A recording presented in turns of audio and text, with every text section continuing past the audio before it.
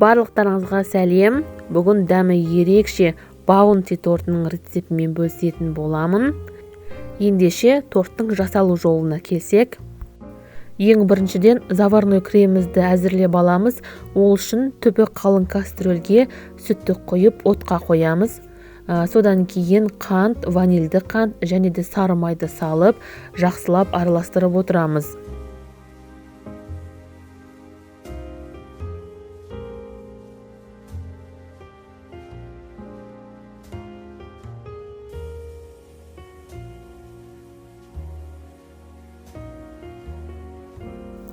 Майымыз ергеннен кейін оның үстіне манная крупа саламыз, я болмаса ұн салуға да болады. Жақсылап массамыз қоюланғанша араластырып отырамыз. Массамыз қоюланғаннан кейін оның үстіне кокос ұнтағын салып, жақсылап араластырамыз.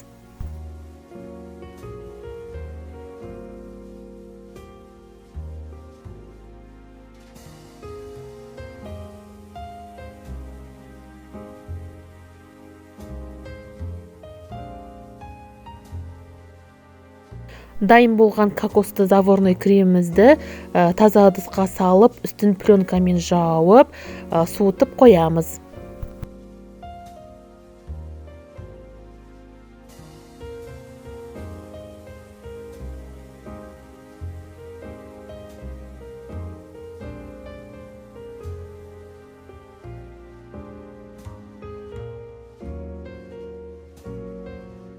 Ендігі кезекте креміміз суығанша тортымыздың бисквитін әзірлейміз. Ол үшін жұмыртқа мен қантты жақсылап, әппақ болғанша, көлемі ұлғайғанша миксермен миксерлейміз.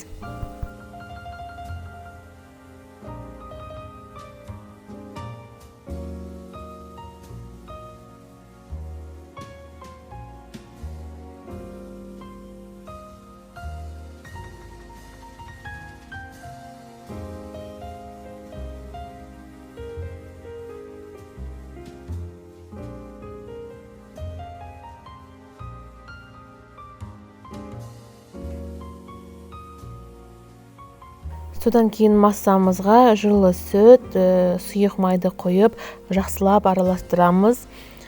Суық сүт қоюға болмайды, себебі біздің қамырымыз көтерілмей қалады.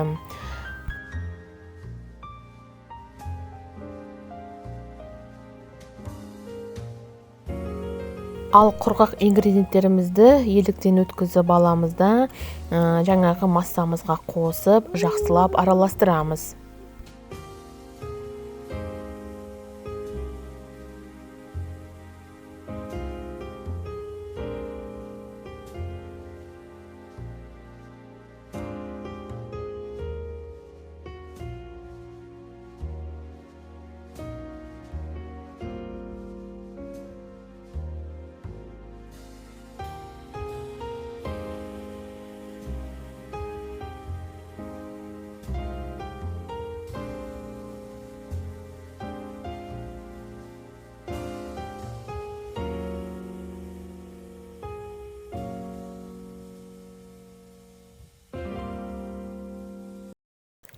Қамырымыз қою болып шығады. Содан кейін қамырымызды диаметрі 16-18 сантиметрлік формаға құйып, 180 градуста 40-45 минут шамасында пісіріп аламыз. Дайын болғанын шпажканың көмегімен тексереміз. Піскен бисквитті біршама уақытқа суытып қоямыз, одан кейін оны 3 бөлікке бөлеміз. Бисквиттің бетіндегі қыртысын кесіп алып тастаймыз. Ары қарай креміміздің екінші бөлігін әзірлейміз. Ол үшін суық сливкиді жақсылап араластырамыз миксермен. Содан кейін алдын ала дайындап алынған кокосты заварной кремімізге жаңағы сливкиімізді қосып, жақсылап араластырамыз.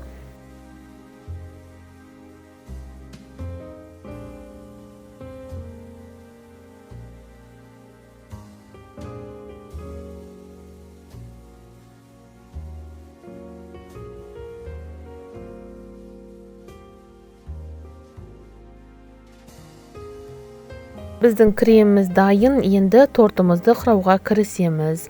Ол үшін біздің тортымызға пропитка жасап алуымыз керек.